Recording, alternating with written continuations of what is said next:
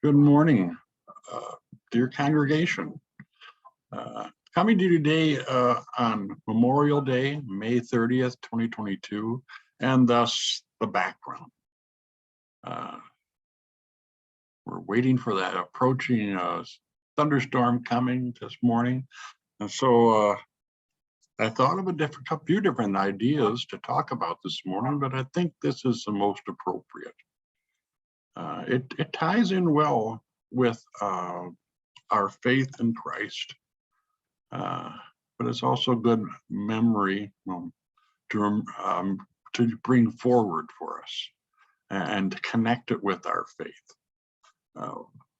What I want to talk about, not only Memorial Day and how we must remember all those, like all these behind me, and all over the nation, cemeteries and private graveyards, community graveyards, where there are thousands of individuals who are buried, and not to mention those overseas buried, of our American troops and sailors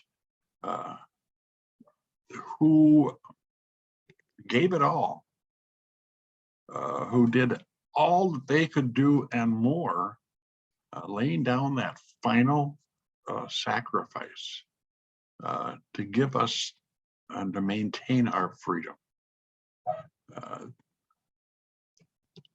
They didn't have to, of course. They could have just stayed home, but they chose instead to give the most and to sacrifice the most. And that to me connects a lot with Christ. Not that the long used phrase, to lay down their life, which they did. But I want to think of it from our end today. They gave the ultimate sacrifice in order to give to us our continued freedom. That is a lot like Jesus came and lived and gave himself to give us eternity, to give us heaven, to give us, to extend God's grace to us in his sacrifice. This day is a day to remember not only those who have gone to the grave to give us what we have, but it is about Christ who gave all and then rose again. So all these tombs at one day will open up and were received by Christ into heaven, the resurrection of the dead. And that gives us hope for all these people, as well as our heartfelt thanks to them, to their families who gave the ultimate sacrifice. And Christ likewise leads the way for us all.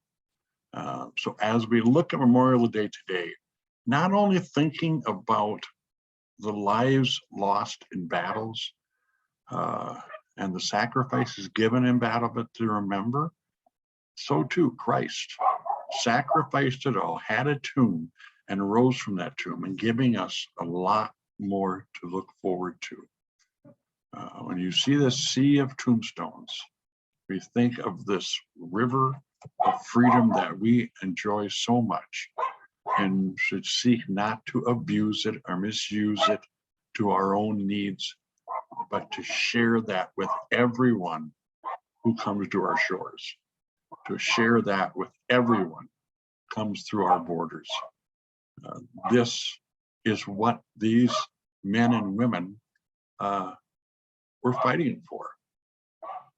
The wonder and the magnificence of our nation.